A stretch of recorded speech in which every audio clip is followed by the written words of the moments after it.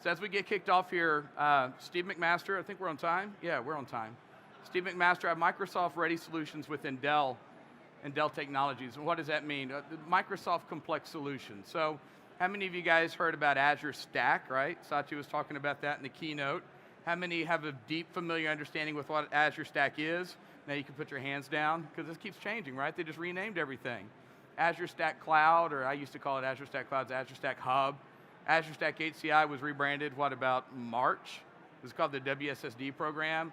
You know, HCI on top of Windows Server, and now they just renamed DataBox Edge to Azure Stack Edge. Good luck keeping all this, you know. Yeah. So they're doing a renaming convention. And then for those of you that hopefully you saw the keynote with Satya, the two big announcements that we're actually going to talk about, because it specifically pertains to this conversation, is the idea of Azure Arc. Hopefully you picked up on that. One of the interesting things you might have noticed when you look at Azure Arc and you're pushing either Azure SQL or PostgreSQL, where does that actually land in a container? And then when you look at Azure Synapse and the things that they're doing within that infrastructure, the idea of containerization becomes a big deal. How many of you saw the announcement of SQL 2019 on Monday? Right, it actually went live. We've been talking about it for a long time, and that's the undercurrent for the conversation that we're about to have, because I've been with Dell for about 20 years now. I've been aligned with Microsoft actually for the entire 20 years, but specifically Complex Solutions for about 7 or 8 years now. And when we saw SQL 2019, it wasn't just a refresh. Like when SQL 2016 went to SQL 2017, it went lots of sound and fury. It was like, we're going to take everything from a SQL perspective that runs on Windows Server, and we're going to abstract all of that and run it in Linux. And you're like, this is Microsoft doing that? The reason why they did it was setting the stage for SQL 2019, because the idea is that containerized everything is going to become pervasive. So that's what we're going to talk about here. When we think about data from a Dell perspective, and I put my Microsoft lenses on, the reality, and we see this with Azure Arc, is that Azure is but one of the many clouds. We're all familiar with that. And when you look at Arc, you recognize that I can run Azure SQL in AWS. I can run it in Google. I can run it anywhere that could potentially host a repository for containerization. And this multi-cloud world is the reality that we're all staring at. The reality is we're not just doing things in Azure. We're not just doing things on-prem. It is a definition of a multi-cloud hybrid world. But fundamentally, all of those use cases, all those virtual machines that we're setting up, all of those as-a-service interactions that we're doing, ultimately are focused around the data. Data is the core to all of this. And it's not just a SQL conversation or a data conversation from a database perspective. It's true for all the apps that we're talking about. And we can even talk about Office 365, and it's all about data. It's all about, I want data, I want to be able to access data and make insight off of data so I can actually do something from a business perspective. And that revolves around three big things: people, process, and technology. And the technology has been a hang up for a while. From a Dell perspective, obviously with Dell EMC, we have a deep investment and a long history of running storage area networks, SAN technology. You know, we're really, really good at that. But then you're seeing converged infrastructure, hyper-converged infrastructure. How does all this stuff work together? Do they interact together? For the longest time, it was kind of an or story. I would go on one route or another route, or they'd be very use case driven, and there wouldn't be a lot of interaction. And what we're seeing is those walls are starting to fall apart now. Again, focus around containerization. You know, one of the things that I don't have up here is politics. That's probably staring you in the face with all the things you're trying to do as far as going forward to the future. What we recognized when we were looking at SQL 2019, and not just SQL, when we look at SAP and Oracle, this is a common refrain among all the data-focused points of view, is that there's three big things that we have to be incredibly mindful of, because the world that we understand is changing as significantly as when virtualization technology first came out around 20 years ago. I remember being at Dell at the time, and when VMware was coming out with virtualization technology, we were running around like Keystone Cops. The sky is falling. We're not going to sell as many servers. What are we going to do? And the reality is, when we embraced that technology, we sold bigger, beefier servers so they can do more virtualization on top of that. That same fundamental idea is happening right now, and most of us aren't aware of it. And it starts with data gravity. The idea of data gravity is, and here I'm in the US, so I can use this term, elementary school. Remember, We learned about Isaac Newton and the apple falling, right? And this idea that data has weight, meaning that when data is created, in many instances, it tends to stay at that location. The data stores are getting so large that munging all that data together in a common location with ETL offload, and it's just gotten incredibly painful because the data stores are gotten so big. And what we're seeing is more and more silos out there, not just from a SQL perspective, but Oracle with a completely different construct around structured data.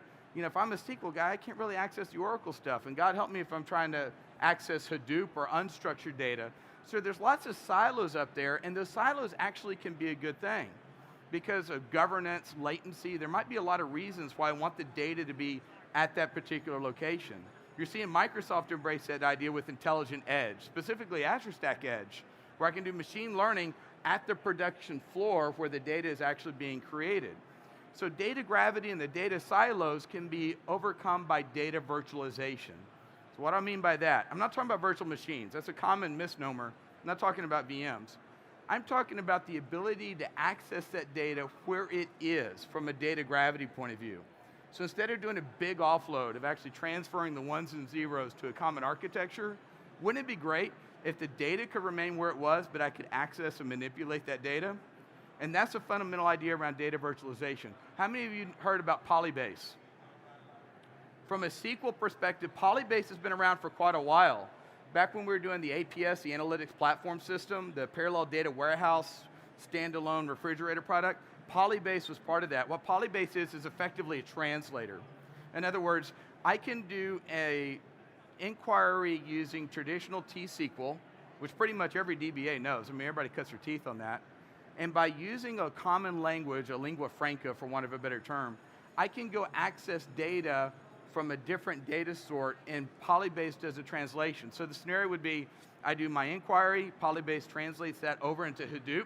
Hadoop does its backflips, gets the hamster wheel to move, it spits out the data, I ingest it back into T-SQL, which I can read and understand. So I can create apps and analytics using T-SQL, and Polybase is my translator. So I write once, and I hit all the data. And the reason why I'm bringing this up is with SQL 19, they injected a whole bunch of steroids into Polybase. Now I can access all the data. I can ingest Hadoop, I can ingest Oracle, I can use Spark, I can use Polybase to access old SQL 2008 with a completely different engine. I have access virtually with data virtualization to all of that data. And because of the containerization ability, I can run it pretty much anywhere. Now, when people ask, where can I run it? The answer is actually, where can I not run it? Containerization is supported on VMware platforms using PKS. I can run it in Azure or Azure Stack Hub using AKS, using Kubernetes interfaces. I can run it off of traditional storage infrastructures that we have from a Dell side using the CSI plugin, the containerization interface, to where I can access that data in containers in all the places. Again, the little meme here is containerize all the things. And that foundationally is what we saw with Azure Arc, and we see with Azure Synapse as well. And I'm not kidding, this is a paradigm change. If I put my Stephen Covey hat on, this is as big a deal as I've seen probably in the last 20 years, and it's crept up upon us. But it makes us look at data very differently than we've historically done. So when we have a problem around an end of support event around SQL 2008, which by the way already happened, or I'm running my SQL infrastructure on old Windows Server 2008, which goes end of life in January, and I'm looking to consolidate it, it's not just one answer here. That answer is based off of what your comfort level is. That could be converged, it could be hyper-converged, it could be all the things. It could be hybrid, it could be public, it could be private. It is all focused around doing things as a service, whether that's infrastructure or platform as a service, and using the enablement technologies around Polybase and data virtualization and containerization. All right, what is a container? Right, that comes top of mind. So as I walk through old to today to new, and we find this embracing of containers, there's a couple of different ways to address that story. As we look at old architectures from a, I don't know if this, yeah, I don't think this is a working laser. if I look at traditional architectures, they may be running bare metal, maybe virtualized, and what we've seen is SQL runs very well virtualized. There's a very deep embracing of running it either on a vSphere platform or a Hyper-V platform. It does really, really well there. And we've seen the work around consolidation of where I can still run bare metal, but a lot of focus around running it in the hypervisor. Take that same idea with containerization and strip off the OS and only keep the bare things that I need to actually operate the application, and I can run that either effectively bare metal down to the operating system through the infrastructure, or what we found very interesting is running a container within a hypervisor. Because ultimately one of the things you need to be able to do is back up and recover the data.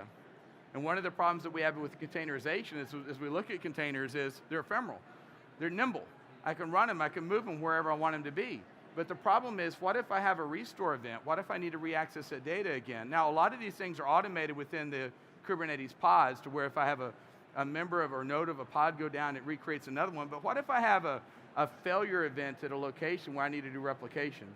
And so one of the things that's really insightful for me, and with Microsoft, Buck Woody is one of the advocates that we work with on the SQL side, he's like, it's all about the storage. You have to get the storage right before you start playing around this idea around containerization. Because being able to access that data later, again, it's all about that data, is super important. So if you're really not comfortable with the storage platform, you might be setting yourself up for a problem. The good news for you is from a Dell Technologies perspective, we've been deeply invested in this for a few years. So regardless of the architecture that you're looking at, whether it's traditional SAN using a CSI plugin, or if you're using some of the hyper-converged technologies we have, and being able to leverage either a VX rail solution, or using something from an Azure Stack or Azure Stack Hub point of view, those storage methodologies are pretty rock solid. And we can walk you through making sure that that architecture is comfortable, because the idea of the container with the nimbleness is almost like SQL is its own VM. And it's kind of a weird thing to think of, but that's almost how you have to look at it. It's no longer tied to the traditional Windows Server OS. Now it becomes incredibly nimble because of the wrapper we have around it, around Linux. And so what that enables you to do, in this example with the CSI plugin, is I can use multiple inherent technologies to be my node target. What does that mean? It means I can use traditional SAN. As a matter of fact, we see a lot of growth around converge and hyperconverge, but the value of SAN has actually gotten incredibly deeper because of the CSI plugins and the enablement technology there, and the persistence that I have when I look at my individual nodes running. Docker seems to be the containerized solution of choice. Kubernetes seems to be the orchestrator of choice. It doesn't have to be these, but it seems to be these. To where I have the persistence of being able to do my recovery event. Because that's one of the pain points that a lot of people don't talk about. Containerization and containerizing all those things is important, but how am I going to do my restore? How am I going to get it back up at a different target location? And so having a rock solid storage target, again, from a SAN technology I can use like with VX Flex, I can use with PowerMax, there's a number of CSI plugins that we have, gives you the peace of mind and comfort that you know that you're progressing well. And then again, Kubernetes, all that is, we keep hearing Kubernetes or K8s. Does anybody know what K8s means? Why they did K8s? All right, here's your trivia. There's 8 letters between K and S when you spell Kubernetes. It's that simple. K-A-N-S, okay, Kubernetes. Kubernetes is that orchestrator, that's all it does. All it does is keep the trains running on time. It's not super duper rocket science. The containerization technology isn't really that advanced. A lot of people are sitting here going, okay, this is still Frankenstein lab stuff. No, we're running it in production. As a matter of fact, some of the biggest auto manufacturers are running entire production facilities containerized right now. So this is actually now. That's why you're seeing the embracing now from a Microsoft perspective, specifically about ART and specifically about Synapse, of using these enablement technologies around containerization. And I am highly efficient. I can do all kinds of automation, all of these things, regardless of what my storage target is. I'm using the example here of CSI plugins, but I could just as easily replace CSI with AKS, using the capabilities that I have with Azure, or with PKS, using a VMware technology leveraging Pivotal and the interface they have within those Kubernetes services as well. One of the things I want to stress is, this isn't just I'm just going to go ahead and start doing containerization. The reality is, it's a journey. It's a path that we're all going to be on. Most of you are kind of kicking the tires and kind of thinking, this containerization thing is starting to get some gravity of itself behind it. It's starting to get momentum. Maybe I should start looking at it. The reality is, you're not going to take all of your data and immediately throw it on a containerized infrastructure. There's going to be a process that you go through. And as you leverage traditional infrastructure, the things that we're talking about from a converged and hyper-converged and hybrid cloud solution, all of these things are enabled. There is not one answer here, and that paradigm is, for many people, a little bit complex. You probably want to have a conversation with us. We're located right over here at the Dell booth, right around the corner here. We have a lot of experts here. As a matter of fact, there's an expert sitting there in the back of the room with our technical marketing with Sam. Sam, wave your hand real high. Yes, I just said your name, Sam. So if you have any questions, you can reach out to me, you can reach out to Sam. Christina's here as well. We can engage a lot of resources for you. We have our PowerEdge marketing team is here as well. Yeah, she wants to talk about it as well.